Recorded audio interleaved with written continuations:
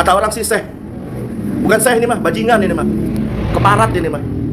Syekh Boti dilaporkan hingga detik ini kabur, jurus langkah 1000. Syekh Boti, ada Ustadz Boti, pesantren Boti, aduh kacau. Apa sih Boti-Boti? Pecinta lobang tai, saudara.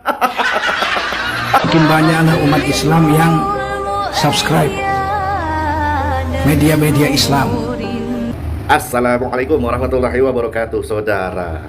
Iran lagi musim rudal. Rudal kepangkalan militer Amerika yang ada di negara-negara Arab. Iran. Di Indonesia juga sama, saudara. Rudal juga, musim rudal. Musim Boti. Di Indonesia ada pejabat Boti, ya kan? Ada Syekh Boti, ada Ustadz Boti, pesantren Boti. Aduh kacau. Bedanya dengan di Iran, rudal yang di Iran itu menyasar, menghancurkan musuh-musuh Allah Subhanahu wa taala, Amerika dan Israel. Cuman kalau di Indonesia, rudalnya itu bersumber dari ya orang-orang kedok agama, orang-orang kedok sorban, kedok ustadz, jadi-jadian, ulama jadi-jadian. Kata orang sih Syekh, bukan Syekh ini mah, bajingan ini mah, keparat ini mah. Syekh Boti dilaporkan hingga detik ini kabur, jurus langkah 1000, kabur ke Mesir, nggak balik-balik, ya kan. Sebelumnya ada juga pesantren lembaga pendidikan kepala sekolahnya Boti juga, Kutab Al-Faruq di daerah Jawa sana. Korbannya anak laki-laki, bukan perempuan, bukan emak-emak, bukan janda, anak laki-laki. Berkedok Ustadz Boti, nauzubillah. Hati-hati saudara, makanya kita harus senantiasa mengawasi anak-anak kita.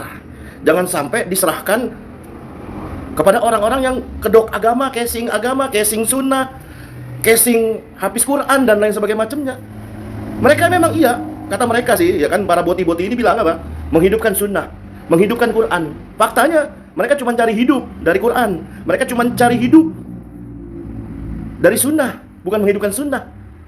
Syekh Ahmed Al-Misri ini orang Mesir, juga lulusan Al-Azhar. Beliau guru saya. Perhatikan baik-baik, beliau guru saya. Maka merendahkan apa yang sudah saya sampaikan. Siap juga menghadapi guru saya. Dan Syekh Ahmed Al-Misri siap kapanpun untuk berdialog dengan kalian. Masalah apapun, silahkan. Nah Harry Pratt harus tanggung jawab nih.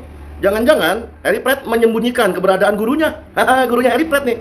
Atau bisa jadi diduga kuat Harry Pratt pecinta Boti juga nih. Apa sih Boti-Boti? Pecinta lobang tai, saudara. Terus bagaimana hukumnya?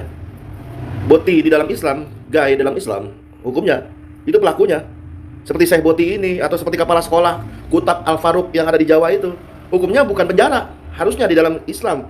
Menurut ulama imam mazhab yang 4 sepakat, hukum bagi gay homoseksual hukumnya adalah hukum takzir. Nah takzir ini dalam khasanah keilmuan fikih Islam itu tergantung khalifah nanti akan menentukan, Amirul Mukminin akan menentukan. Kalau dampaknya secara luas dia bisa dihukum mati, ya kan, dihukum bunuh, ya kan, bisa dirajam, bisa hukum berat lah, itu takzir. Nah sayang, di negeri ini orang-orang model-model Boti yang kedok agama ini, mereka bebas.